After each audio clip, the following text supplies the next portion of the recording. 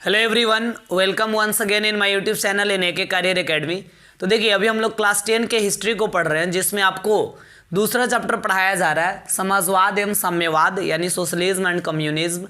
और इसमें पिछले वीडियो में हम आपको बताए थे कि रूसी क्रांति की शुरुआत कैसे हुई, और वहाँ पे मतलब जितने सारे कारण थे रूसी क्रांति के, तत्कालीन कारण तक हम सारी चीज़ों को बता दिए थे। अगर आप उसके कारण वाले वीडियोज़, यानी रूसी क्रांति कैसे शुरू हो पाई, कैसे शुरू हुई, अगर वो वीडियोज़ आप नहीं देखे हैं तो इस वीडियो के डिस्क्रिप्शन में उसका लिंक आप वहाँ से देख सकते हैं। और आज के क्लास में हम आपको बताने वाले हैं कि रूस में जो क्रांति हुआ, उस क्रांति की सफलता के बाद, मतलब चूंकि वहाँ पे रूस में जो क्रांति हुआ था, वो क्रांति जो है एक रूस के मतलब रूस में एक व्यक्ति थे जिनका नाम था लेनिन। इनका पूरा नाम आपको बता देते हैं हम, व्लादिमीर। इनका पूरा नाम भी जान लीजिए, इनका पूरा नाम है व्लादिमीर इवानोविच लेनिन। ठीक है, व्लादिमीर इवानोविच लेनिन। तो ये जो व्लादिमीर इवानोविच लेनिन है, इन्हीं के नेतृत्व में रूसी क्रांति किया गया था। और रूसी क्रांति को, मतलब रूस में जो बोल्शेविक क्रांति हुआ था नवंबर 1917 में, यह बोल्शेविक क्रांति को सफलता मिली थी। ठीक है, अब ये जो लेनिन साहब है, इनके द्वारा क्या किया गया था कि इन्होंने अप्रैल थीसिस का गठन किए थे। कुछ ऑब्जेक्टिव पॉइंट्स है जो आपको ध्यान में रखना है। लेनिन के द्वारा एक संस्था का गठन किया गया था जिसका नाम था April thesis.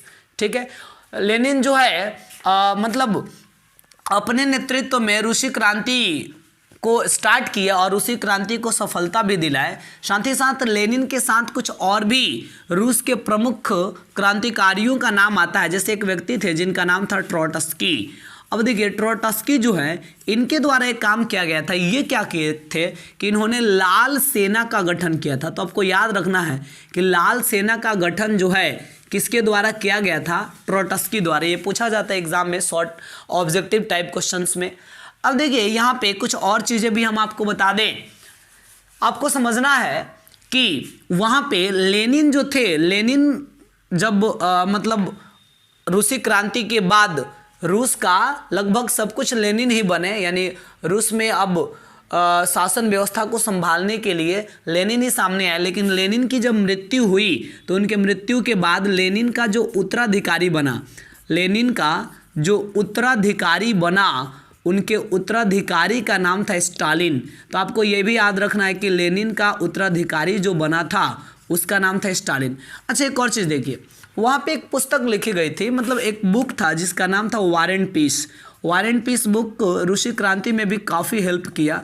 War and piece जो पुस्तक थी, एक व्यक्ति के द्वारा लिखा गया था जिनका नाम था टॉलस्टॉय। ठीक है, आपको ये बात याद रखना है, टॉलस्टॉय जो है वार एंड पीस बुक के लेखक थे, यानी इसको लिखने वाले थे। तो ये सारे जो है पॉइंट्स ऑब्जेक्टिव क्वेश्चन में पूछे जाएंगे। एक और पॉइंट हम आपको बता देते हैं कि पहले के मतलब वहाँ पे एक और दार्शनिक थे, प्रसिद्ध दार्शनिक, जिनका नाम था मिखाइल गोर्बाचोव। और ये जो मिखाइल गोर्बाचोव हैं, इनके द्वारा एक कॉन्सेप्ट पेश किया गया था, एक अवधारणा दिया गया था।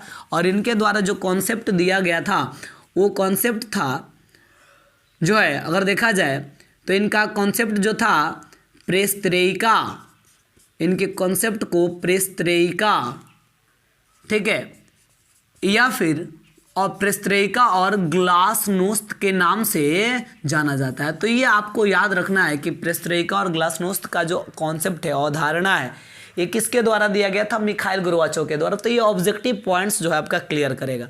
लेकिन जनरली आज के क्लास में हम आपको समझाने वाले हैं कि मतलब रूसी क्रांति के सफलता के बाद लेनिन जो है रूस में एक विशेष प्रकार की पॉलिसी लेकर आए, यानी रूस में एक विशेष प्रकार की नीति लेकर आए, और इस नीति को नई आर्थिक नीति के नाम से जाना गया।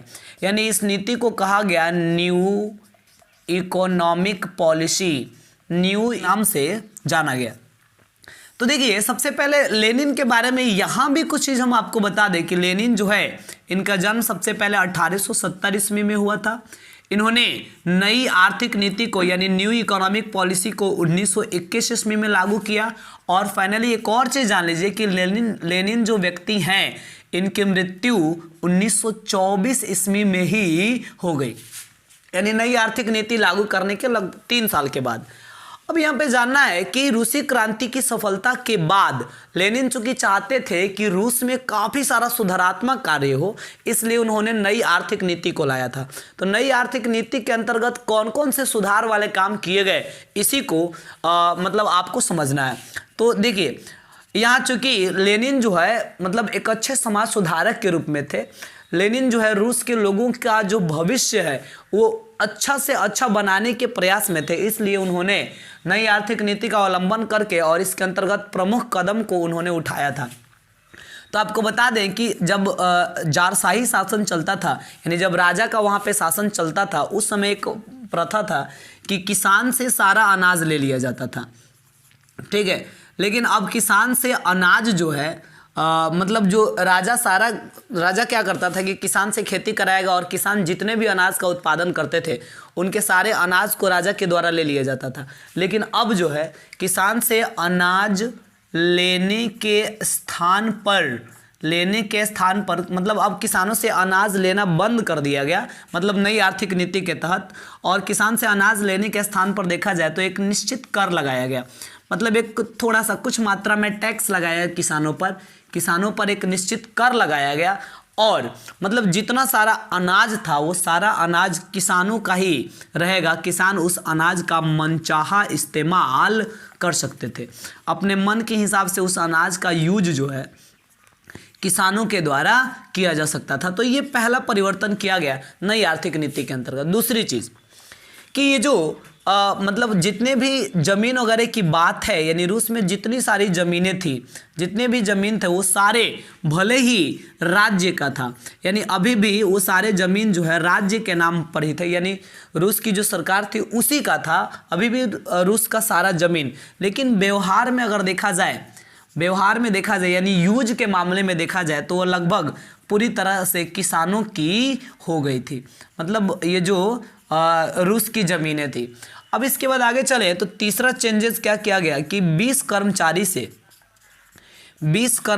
से कम मतलब श्रमिकों वाले, यानी 20 कर्मचारियों से कम मतलब क्या कारीगरों वाला जो उद्योग होगा, ठीक है, उस उद्योगों को अब यहाँ लागू किया गया कि ऐसे उद्योगों को निजी रूप से भी चलाया जा सकता है, यानी प्राइवेट रूप से भी चलाया जा सकता है। हालांकि रूस में साम्यवाद का मतलब यूज़ किया गया, साम्यवाद का प्रयोग किया गया। और आपको ये भी याद रखना, ये तो सबसे ज़्यादा इंपॉर्टेंट क्वेश्चन है कि जो साम्यवाद शब्द है यानी साम्यवादी शासन व्यवस्था, इसका सबसे पहला प्रयोग कहाँ किया गया, तो रूस में किया गया था, ठीक है।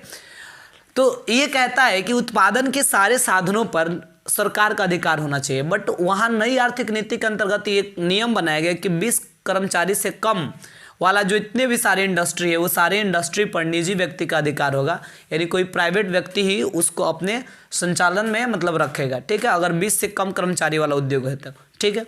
अब इसके बाद आगे चले तो चौथा नियम जो क्या लगाया गया है यहाँ पर, अब उद्योगों का विकेंद्रीकरण कर दिया गया, ठीक है, यानी चौथा काम क्या किया गया, उद्योगों का विकेंद्रीकरण करने का भी काम किया गया।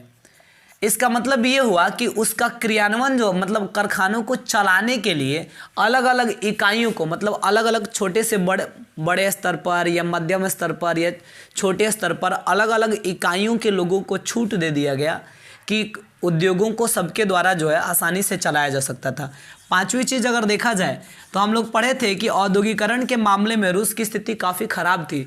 रूस जो है पूरी तरीके से विदेशी पूंजी पर निर्भर हो गया था, ठीक है, यानी विदेश के जो पूंजीपति थे वहीं आकर रूस में इन्वेस्ट करते थे और वहीं कल कारखाना खोलते थे तो रूस में कोई उद्योग स्थापित होता था, अन्यथा नहीं होता था।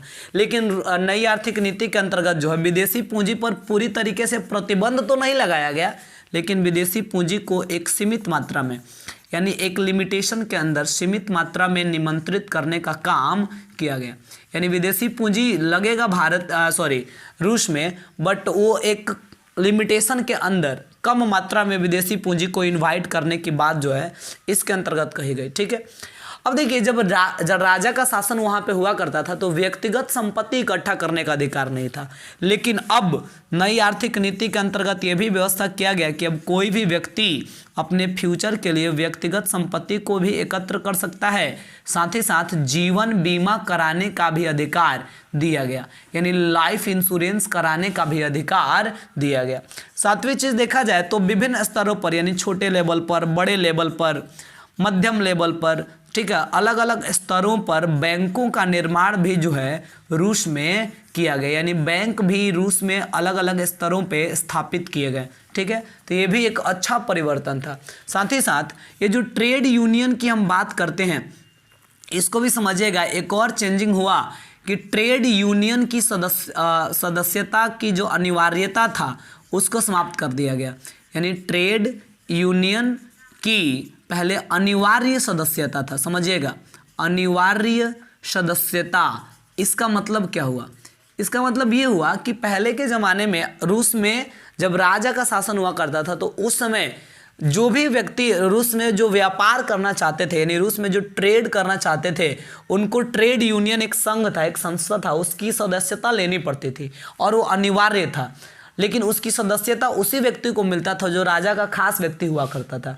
ठीक है, लेकिन अब क्या किया गया कि ट्रेड यूनियन की वहाँ पे जो अनिवार्य सदस्यता थी उसको समाप्त कर दिया गया, यानी अब व्यापार का काम जो है कोई भी कर सकता है। ट्रेड यूनियन की सदस्यता अगर कोई लेना चाहे तो ले, नहीं लेना चाहे तो नहीं ले, लेकिन अब व्यापार करने का काम कोई भी कर सकता है, यानी इसका सदस्यता लेना अनिवार्य नहीं है, कंपलसरी नहीं है। तो इस प्रकार इतने सारे चेंजेस किए गए नई आर्थिक नीति के अंतर्गत, इतने सारे सुधारात्मक काम हुए। सोचिए ये सारे सुधारात्मक काम, ये सारा प्रतिबंध जो था पहले लगा हुआ था राजशाही जो जारशाही शासन व्यवस्था था उसमें, लेकिन रूसी क्रांति की सफलता के बाद लेनिन के प्रयास से नई आर्थिक नीति लागू हुआ और इतने सकारात्मक कदम जो है वहाँ पे उठाए गए।